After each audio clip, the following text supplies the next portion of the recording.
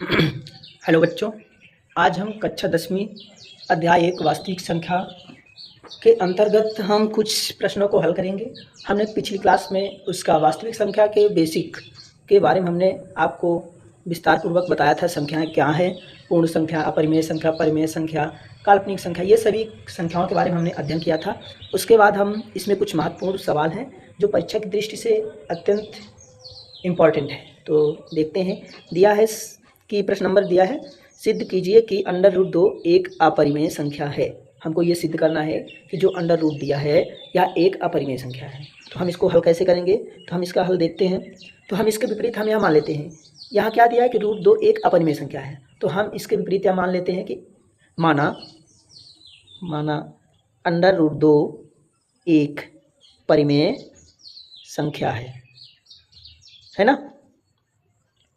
√2 एक परिमेय संख्या है। प्रश्न में क्या दिया है कि √2 एक अपरिमेय संख्या है।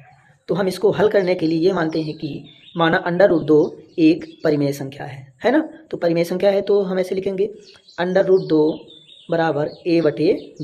लिख सकते हैं कि नहीं, क्योंकि हमने यहाँ पास माना है √2 एक परिमेय संख्या है ना। तो √2 बराबर a/v, जहाँ a और b क्या लिखे हैं, ये अंश है और यह हर है। जहाँ हम इसको लिख सकते हैं, जहाँ b does not equal to 0 तथा a व b दो सह अभाज्य संख्या है। जहाँ b does not equal to तथा a व b दो सह अभाज्य संख्या है। सहअभाज्य संख्या क्या होती है? ऐसी दो संख्याएं जिनका यस्यफ अर्थात महत्तम समापवर्तक 1 होता है। जैसे 2 और 3 को लेंगे, 2 और 3 का महत्तम समापवर्तक क्या होगा, 1 होगा, है ना। तो फिर यहाँ देखते हैं, यहाँ लिखा है √2 बराबर a/b।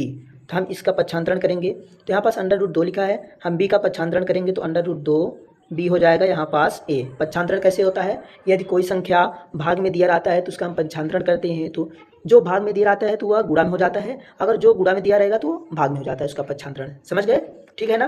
फिर इसके बाद हम देखेंगे, यहाँ पास दोनों पक्षों का वर्ग करने पर क्या है, दोनों पक्षों का वर्ग करने पर यहाँ पास √2 लिखा है ना, √2b²। हम यहाँ पास दोनों पक्षों का वर्ग कर रहे हैं, है ना। तो यहाँ पास √2b का होल स्क्वायर दिया है ना, तो इसका वर्ग क्या हो जाएगा, √2 गुणे √2 बराबर √4 होता है, और √4 का वर्गमूल क्या होता है, 2 होता है ना। तो हम इसको ये भी लिख सकते हैं, √2 स्क्वायर लिखा मतलब √2 का गुणा 2 बार हुआ तो ये 2 हो जाएगा, और b का गुणा 2 बार होगा तो b² हो जाएगा, ठीक है। फिर इसके बाद यहाँ पास a² हो जाएगा, ठीक है। अब हम इसका पक्षांतरण करते हैं, यहाँ पास 2b² लिखा है, यहाँ पास a² लिखा है, तो हम इसको यह लिख सकते हैं b² बराबर a²/2 लिख सकते हैं ना। इसको हम समीकरण 1 कर देते हैं।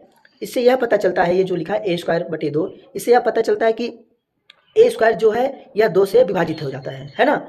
a² जो है 2 से विभाजित होता है, तो a² जब 2 से विभाजित होगा तो a भी 2 से विभाजित होगा, है ना। तो हम इसको लिखेंगे, चूंकि a² 2 से विभाजित होता है, इसलिए a भी 2 से विभाजित होगा कि नहीं होगा, विभाजित होगा, ठीक है। अब पुनः मान लेते हैं, पुनः माना कि a बराबर 2c है ना। हमने यहाँ पास b² बराबर a²/2 यह सिद्ध किया है, तो मतलब इसका यह है कि a² में 2 का भाग जा रहा है तो b² में भी 2 का भाग जाएगा, इसलिए हम a बराबर 2c मान लिए हैं, ठीक है। a बराबर 2c जो लिया है, समीकरण 1 में मान रखते हैं। समीकरण 1 में मान रखने पर समीकरण यहाँ पास क्या लिखा है, b² बराबर a²/2 लिया है ना। अब हम इसमें लिखेंगे, b² लिखा है, b² को हम लिख दिए, a² लिखा है, a का मान कितना दिया है, 2 लिखा है, 2c²/2 है ना। अब यहाँ पास b² हो गया बराबर 2 का वर्ग करेंगे 4 हो जाएगा, c का वर्ग c²/2 रहेगा, ठीक है। तो यहाँ पास 2 कम 2 दूना 4 होता है। फिर इसके बाद क्या हो जाएगा, हमने यहाँ पास सिद्ध किए थे कि a² में 2 का भाग हो जाएगा, तो हम यह भी सिद्ध करेंगे b² में भी 2 का भाग चला जाएगा। तो यहाँ क्या बचा, b² बराबर 2c² बचा ना। हम इसका पक्षांतरण करेंगे तो b²/2 हो जाएगा बराबर c² होगा कि नहीं होगा, इसका पक्षांतरण करेंगे। तो हमने अभी सिद्ध किया था कि ए स्क्वायर में 2 का भाग चला गया तो बी स्क्वायर में भी 2 का भाग चला जाएगा। अतः हम लिखेंगे अतः बी स्क्वायर 2 से विभाज्य है, 2 से विभाज्य है। तो बी भी 2 से विभाज्य होगा ना, विभाज्य होगा। ठीक है, इस तरह से हमारा जो सवाल है सो सॉल्व हो जाता है।